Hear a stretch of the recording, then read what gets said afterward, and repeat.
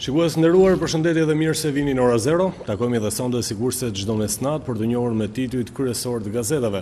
Për të folur për zhvillimet politike ditës, të ftuar në studio kam zotin Denion Drenika, shefi redaksis për gazetën Iliria, Njerëzi dhe Gazetar për Radio Televizionin e Kosovës. Faleminderit që pranuat ftesën. Faleminderit për ju shumë vërma.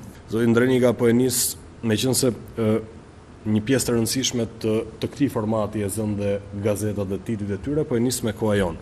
PD, trazira, bllokim dhe kërcënim Ramës. I gjithë debati është zhvilluar për sa i përket reformës territoriale administrative. A është ky qëndrimi i dur i opozitës shqiptare? Përpara se të them është ose jo qëndrimi i dur i opozitës, them që nuk është qëndrimi i dur i qeverisë. Që të kesh një numër të madh votash, padyshim që e ke përparësinë për të miratuar çdo ligj apo çdo reformë. E rëndësishme është që partnerin apo kundërshtarin ta mbash qetur, nuk e di nëse ka në një interes dikush që të kemi situatë të tensionuar, qoftë edhe nëse opozita ka gabim. Pra shumica qeverise, aq më tepër me numrin e madh të votave që ka, besoj që duhet ishte më jo vetëm më e kujdesshme, po edhe më e durueshme për ta bërë këtë reformë. Bëra një intervistë, kam kryer një intervistë me ministrin e shtetit për marrëdhëniet me kuvendin, zotin Celibashi, Iliran Celibashi. Po. Edhe një ndër pyetjet ishte kjo që përse kur u prit gati 23 vjet, ç'është problem do të kishte 1 ose 2 vjet më tepër. Unë e kuptoj arsyetimin që siç ishte në përgjigjen e zotit Celibashi që janë disa reforma të rëndësishme për të bërë. Dakord, po.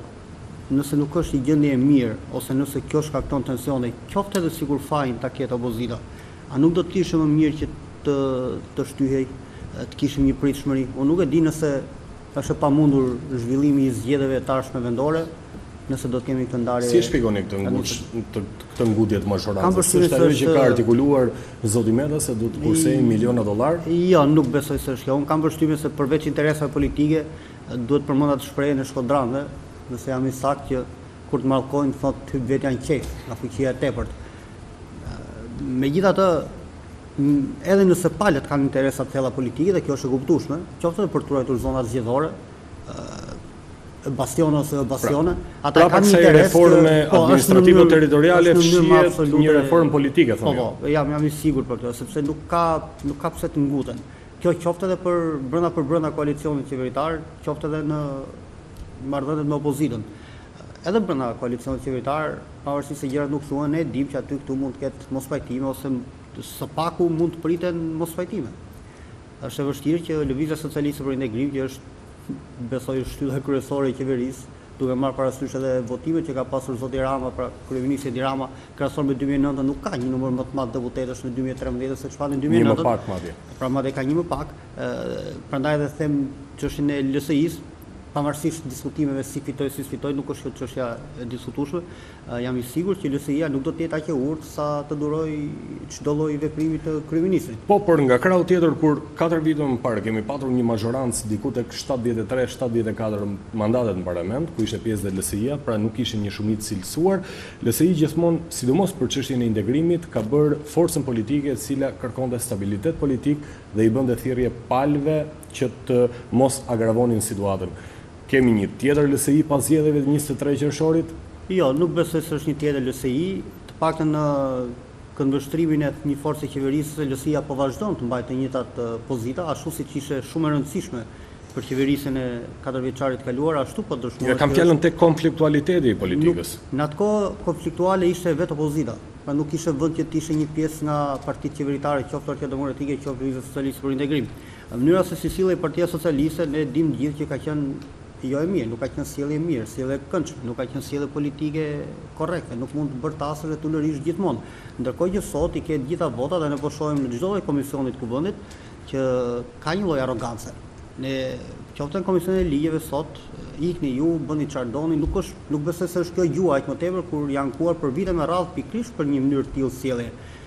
Kjo është një çështje që ka të bëjë me kulturën e përgjithshme, me formimin e përgjithshëm, jo vetëm të politikës, por edhe të shoqërisë. Në çastin më të parë që ne ndjejmë veten lart, menjëherë e tregojmë që jemi aty pa e përfilluar tjetrin. Unë nuk e kuptoj se cili do të jetë problemi nëse kjo reformë po e përsëris do të shtyhet 1 apo 2 vjet, nëse do të garantonte qetësi në vend.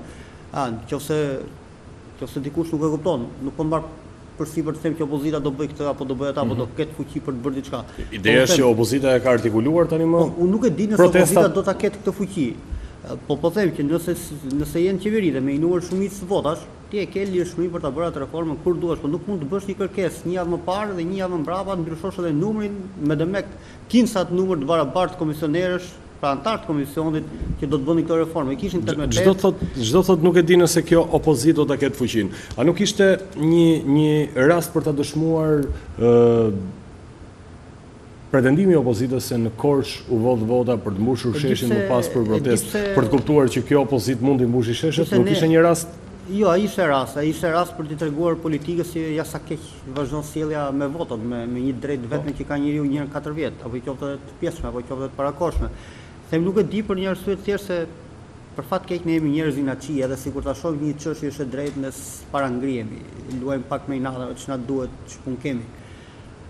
Nëse njerëzit gjithë do të sqarohen, natyrisht nëse opozita do të arriti mbush mendjen ose të arsyetoj pse është e gabuar kjo rrugë që zgjedh qeveria, sikurse edhe qeveria ka drejtën e saj padyshim të mbushë mendjen njerëzit që përse e ka mirë këtë rrugë që ka zgjedhur. Unë jam i sigurt që nëse fiton versioni i të qenurit gabim të qeverisë, njerëzit ngrihen. Deri në momentin që po flasim, akuzat janë retorik politike nga dy krahët. Më tepër sidomos po flasim për reformën administrativo-territoriale. Ajo reformë sa duhet ata do ta bëjnë me shumicë të votave. Ajo që mua s'm pëlqen është pikërisht çështja e parë që ceka. Nuk ka pse të ketë arrogancë, kur i ke gjitha mundësitë për ta bërë edhe me qetësi edhe me një kohë pak më të vonë. Unë nuk besoj se 80 milion apo 90 milion dollar që mund të përfitohen nga ndarja administrative apo territoriale do ta shpëtojnë buxhetin e shtetit në Shqipëri. Nuk besoj as nëse marrim mirëqen akuzat opozitës që është ulur niveli i vjeljes së të ardhurave për treguar pala tjetër që po arrin një mbledhje, një vjelje të ardhurave shumë të lartë, ndogana votative, ndiktojnë lojra që ata mund të i bëjmë njëri tjetrit. Për mua parimi bazë është ne kemi një shumicë qeverisës që bëjmë çdo lloj reforme. A është e drejtë që ta përdorim këtë fuqi ose jo? Unë them që nuk është e drejtë. Po, zoti mendoj që një paralelizëm me miratimin e kushtetutës nga ana e Partisë Demokratike.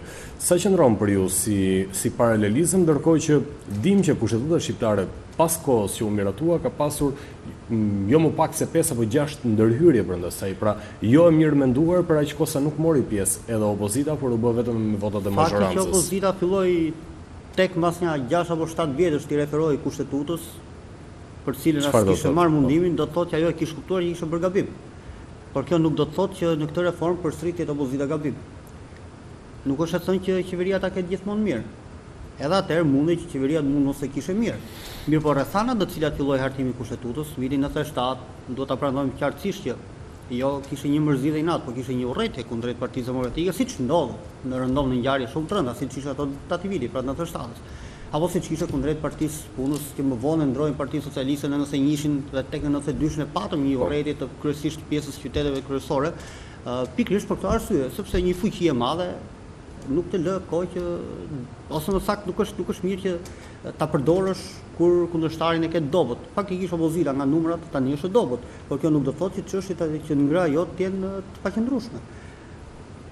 Do dëshiroja shumë që nëse qeveria shumica në tërësi e vërende që zgjedhja që bëri për ta vazhduar reformën për ndarjen e administrative dhe territoriale veçmas, ai sjell interes qëndrueshmërisë vendit, qetësisë në vend, a është përfill rolin e opozitës ky vendim edhe nëse është i drejtë, pra a ka këtu element të tensionimit të gjendjes?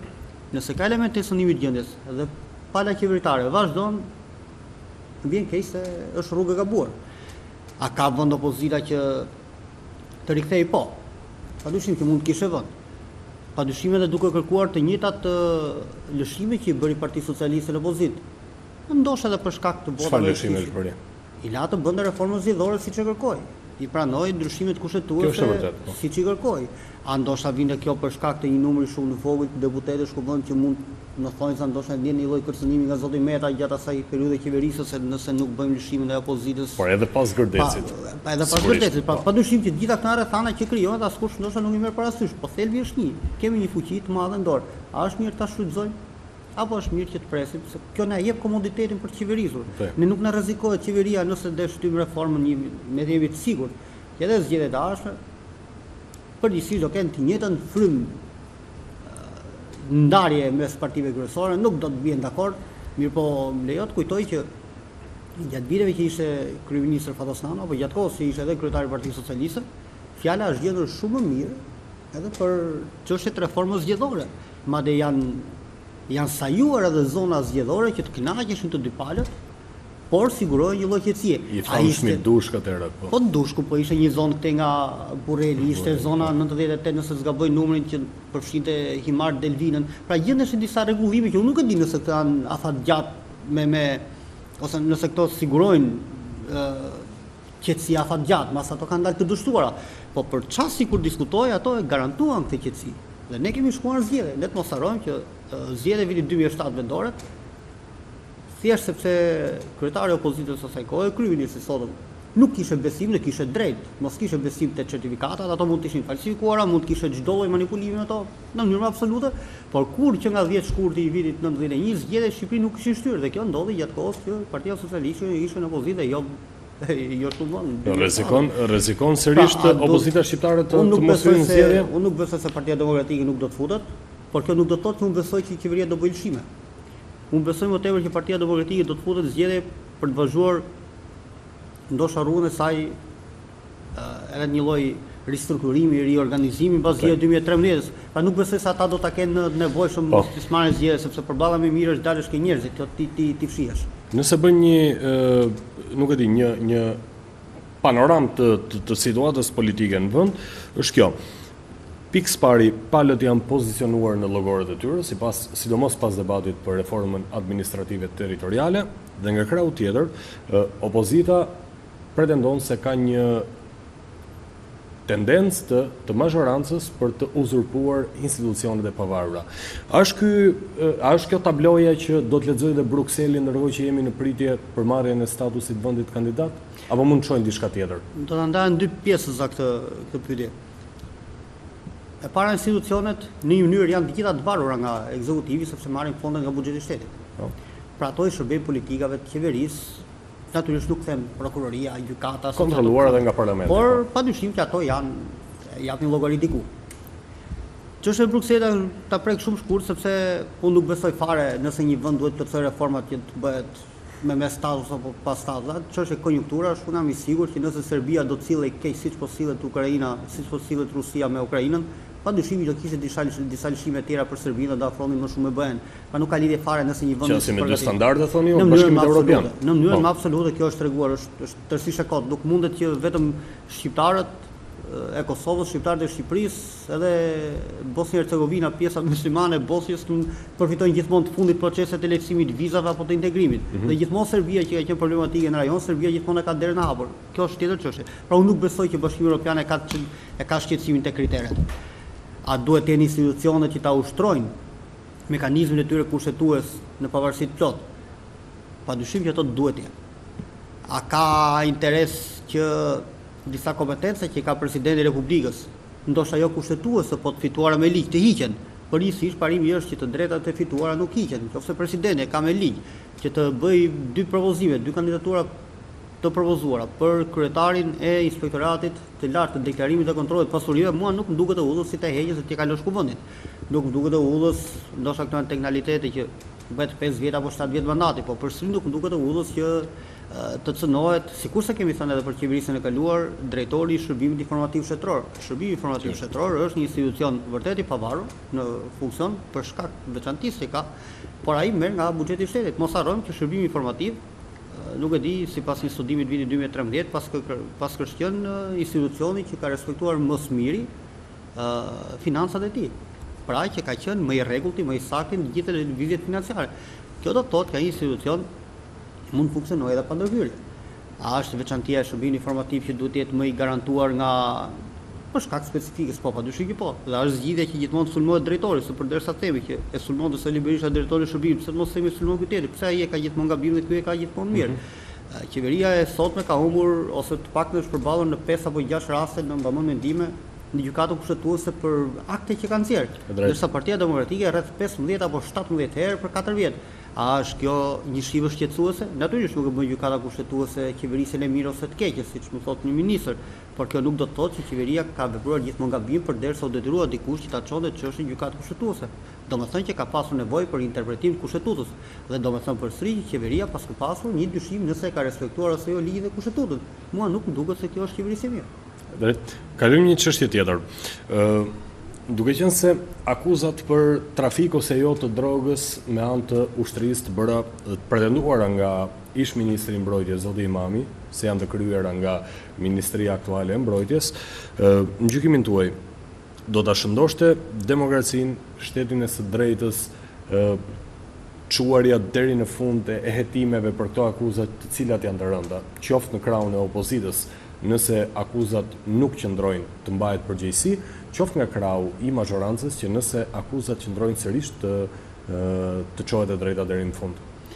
Në një vend vogël si ky yni, nuk është një gjë e jashtëzakonshme që të mësosh gjëra të hatashme. Kjo që them nuk nënkupton që ajo që thot opozita është absolutisht e vërtetë, por padyshim që nuk do të thotë edhe qeveria e ka mirë kur thotë që nuk ndodh. Ne e dimë që këtu mund ndodh gjithçka. Vendi është i vogël, gjërat merren vesh shpejt. A do ndihmonte hetimi për këtë në mënyrën më absolute që po? A është kjo një mënyrë e opozitës për të larguar vëmendjen nga pretendimet që ka qeveria për shkelje gjatë kohës kësaj opozite i qeverisje? Edhe kjo mund të jetë. Prandaj një hetim i pavarur mund të jetë i rëndësishëm dhe është i domosdoshëm. A mund ta bëj këtë hetim qeveria sikurse ka kërkuar për të ngritur një komision hetimor? Për mua jo.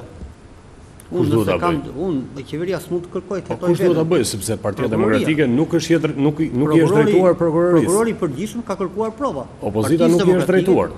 Atëherë Partisë Demokratike i takon që të jap ato prova ose të mbyllgojë. Por që qeveria të futet dhe të hetoj veten, unë nëse bëj diçka ose akuzoj që bëj diçka nuk mund ta hetoj veten, duhet të dikush që të hetoj. 30 komisionet e fundit hetimore nuk kanë nxjerrë asgjë pa. Ka qenë të dështuara. Nuk e di, ose nuk e di kush ka thënë. Po, nëse do të mbyllesh. Nëse do të mbyllesh çështën mos e zgjidhësh në një komision hetimor. Çështja tyre është shumë të thjeshta. Unë kam përshtypjen që i përmbajmë kësaj linje që ajo fitore 23 qershorit, duke marrë këto diferenca të mëdha në vota kundrejt opozitës, nuk ishte edhe aq e mirë.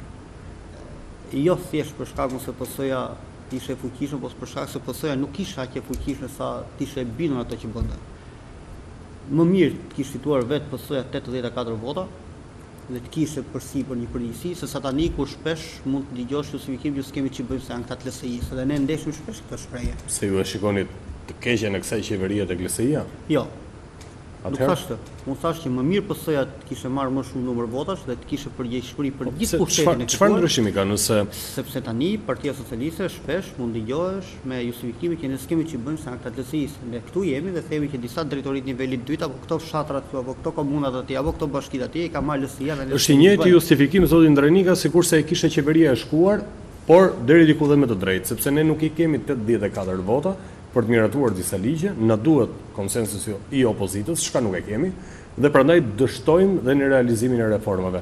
Kjo mazhorancë ka 84 vota. Po nëse i ka 84 vota, duhet i kishte bërë gjërat më shpejt. Në rastin e Fasonit për shkak mund ta kishte zgjidhur. Do ta prekim tek këtë çështje. Po nga krahu tjetër, a nuk duhet që meqense kjo mazhorancë ka marrë 1 milion vota, të presim për sa i përket reformave që kjo mazhorancë ti realizoi, qofshin këto disa edhe duke e vënë pak në pikpyetje demokracinë vend, por nga krahu tjetër nëse definicioni do ishte pozitiv, të jepnim drejt?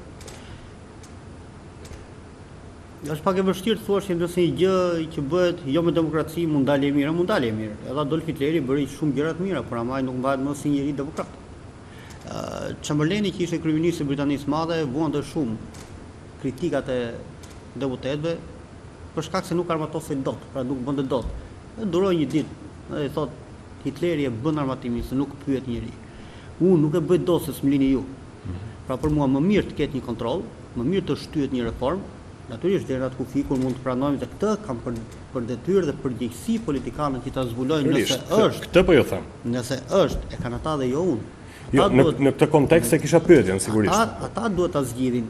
Nëse është koha e duhur, nëse ka rrugë tjera që ta pitin opozitën, a ka mundësi që opozita të dëshirojë në një lëshim në këmbim të hyrjes në këtë reformë, por shumica që i zgjidh këto. Opozita nuk ka gjendor përveç se të flasë. Ne kishim këtë parime dhe gjatë opozitës Partisë Socialiste, pra opozita vetëm fliste dhe bënte mirë që fliste, mirë ose keq, rëndësi ka që fliste sepse pala tjetër nuk mund të rritë rahat. A është mirë që një qeveri të rri rahat? Unë them se jo.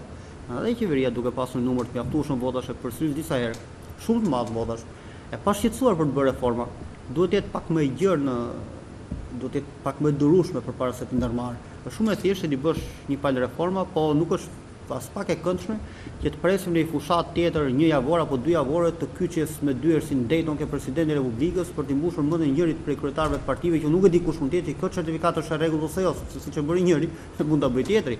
A është mirë që ne të rikthehemi të njëjtave problematika? Them se jo. E cili është parandalimi? Durimi. I ke votat e mjaftueshme, bisedo, ka kanale shumë, jo vetëm zyrtare, ka edhe jashtë kuvendit, ka bisedime qoftë edhe ka besueshmëri ndërmjet palëve, në rrit një aleancë të shkuar që mund të ketë një zoti Meta me kryetarin e Partisë Demokratike, Lulzim Basha sot gjatë kohës që ishin të dy pjesë e qeverisë, ish kryeminist Sali Berisha. Pra ka disa gjëra që mund zgjidhen e jo thjesht, jo domosdoshmëri shumë kuvend. Ka rrugë. Ka kanale shumë të mira, ka edhe ndërmjetës mund të ketë mes tyre, qoftë edhe ndërkombëtar. Përderisa del Gianni Pitella dhe thotë që unë isha ndërmjetësi që të pajtoj Ramën me Meta, thosë ata kishin vrarë njëri tjetrin, se të mos kemi një që të pajtoj në thonjza qeverinë me opozitën dhe të gjejë një rrugë ndërmjetme. Po që ta bësh gati një gjë dhe ta çosh në dyert kuvendit, thua pastaj që unë e bëra ti po desh hajde po desh mos hajde, dhe unë u pres 2 muaj tani u pres po 2 muaj, po do ta marr një antar që i kishim 8/8 do ta bëj 9/8, e ka lëra kohë. Është arrogancë. Është arrogancë. Ju përmendët fasonët, po i mshohet sidomos nga lëvizja socialiste për integrim se dhe e vërteta është që rreth 100.000 njerëz janë punësuar nga biznesi fason në vend, po aq parafërsisht edhe nga administrata publike. A është fasoneria zgjidhja e problemit më të madh të shqiptarëve sot, i cili është punësimi? Besoj se ka një peshë shumë të rëndësishme. Lëvizja socialiste për integrim nuk besoj se ka në mënyrë rastësore një ndër shtyllat e mbështetjes saj në fushën e biznesit. Ndërmarrjet e vogla, punishtet e vogla janë gjithmonë frutëdhënëse, janë më të menaxhueshme.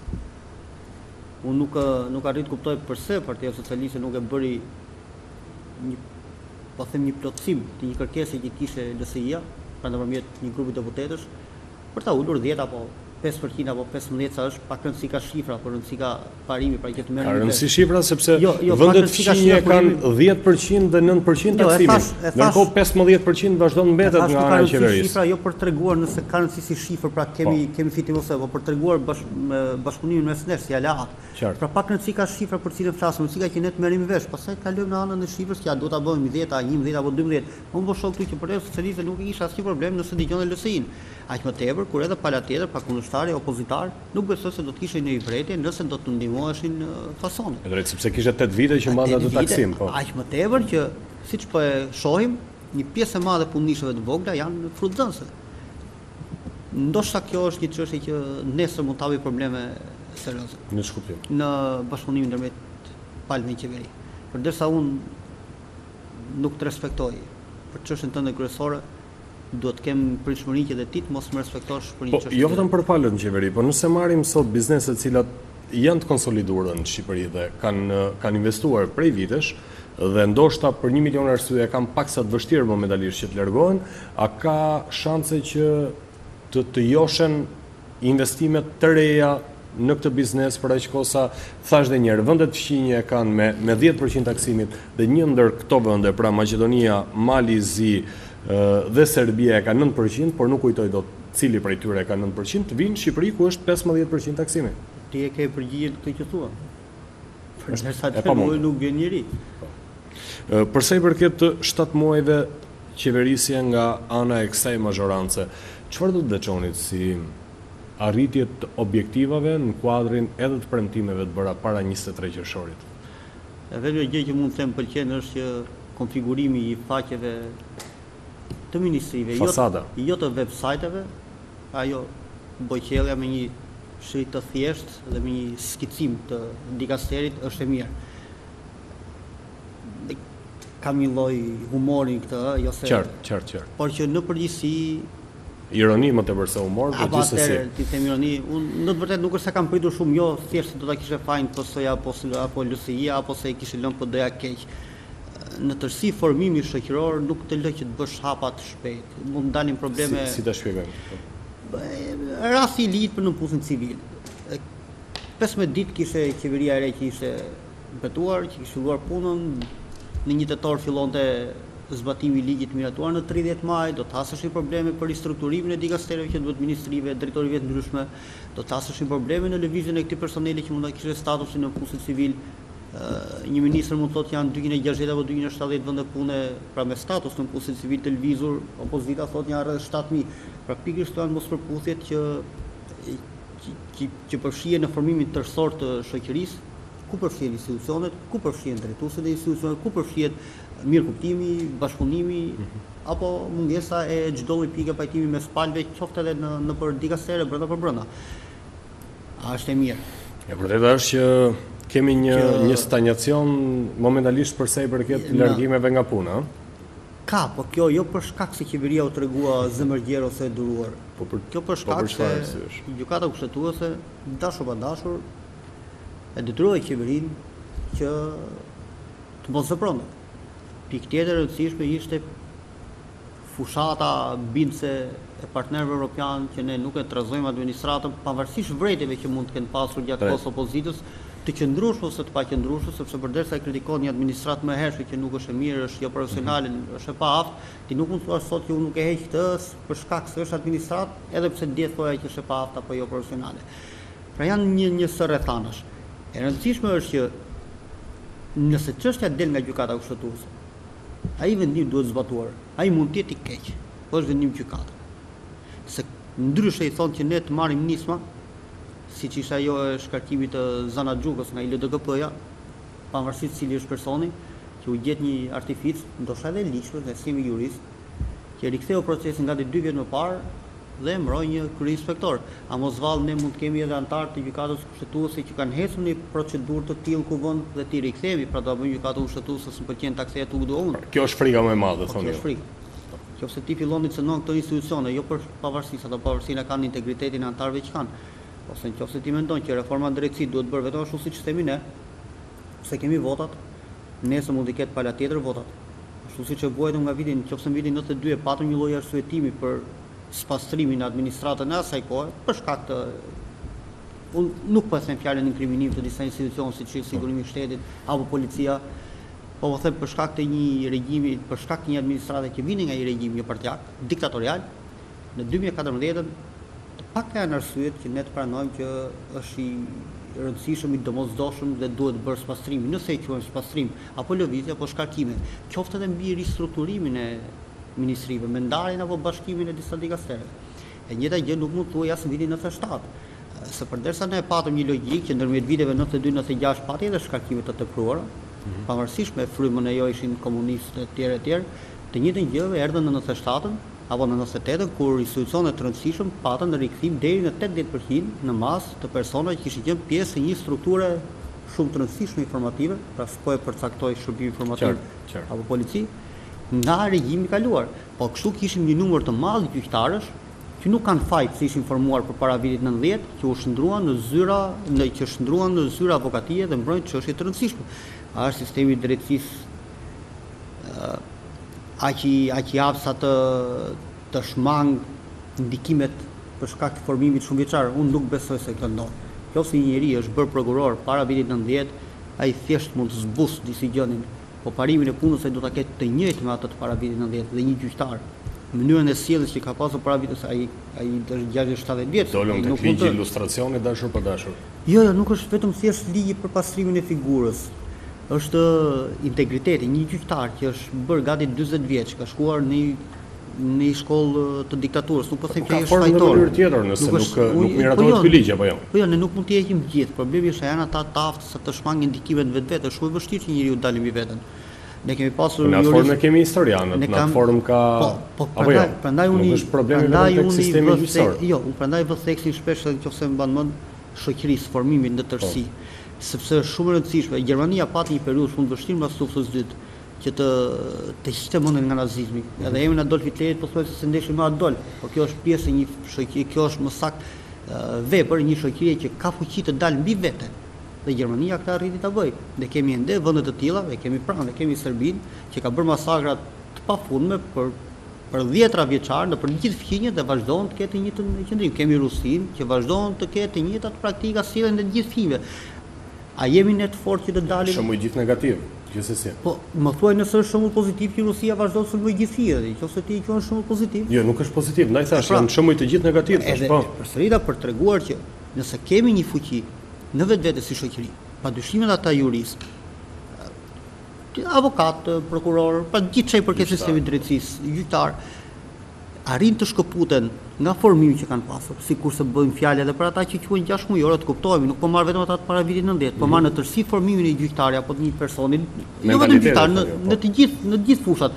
Pra që ai të përqendrohet më shumë te integriteti i tij, te formimi profesional, se kemi pasur raste për shembull prokurorësh që i kemi sot që dilnin, nuk e merrnin dot shkollën e lartë kur ishin vit 3 ose vit 4 gjimnaz, dhe shkollnin një rreth vogël ku kishin një lidhje për shkak babait apo nënës apo kushërinjve të parë, që ishin zyrtarë institucionesh në atë kohë, bënin vitin e 4 gjimnazit dhe sot janë prokuror apo gjyqtar apo ku diun.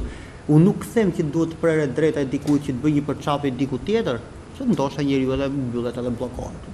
Njeriu është, edhe mund mos japi atë që mendon që ka. Por është rëndësishme që njerëzit në tërësi shoqëria të gjejë fuqi të dalë mbi vete. Mua më ka bërë përshtypje në Kosovë mbas luftës, me gjithë rrethanat e krijuara, në Prishtinë fitoi përsëri Lidhja Demokratike e Kosovës. Në aty ku është shtëpia e Vojislav Sheshelit, diku në trotuar ishte shkruar që harram gjaku që kam dhënë. Natyrisht kishte në një prej njerëzve që kishin luftuar dhe u ndjek shumë i zgënjur që Prishtina me gjithë ato që kishin ndodhur, me gjithë masakrat, me gjithë dëbimet, shfarosjet që kanë bërë serbët në vite, përsëri votoi Lidhjen Demokratike të Kosovës, që për këtë pjesë të shoqërisë, pra për këta që vinë nga lufta, njësoj me regjimin i Kosovës apo ish Jugosllav. Ajo quhet një mungesë e fuqisë Prishtinës apo të Kosovës për të dalë mbi veten. Ama më vonë, ata dolën dy fish, jo vetëm që nuk e votuan LDK-n në nëntor dhe dhjetor të vitit kaluar, por nuk votuan as Partinë Demokratike të Kosovës. Por votuan vetëvendosin. A është vetëvendosja një alternativë e mirë?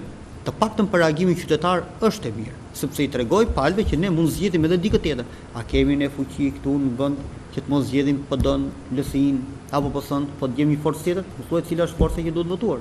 Ne kemi gjyqtarë që dashur pa dashur, apo institucionalistë tjerë që dashur pa dashur kalojnë nga kuvendi që përbëhet po nga këto forca politike, po nga këto lidhje farefisnore, po nga këto lidhje shoqërore, miqësore, tarafe.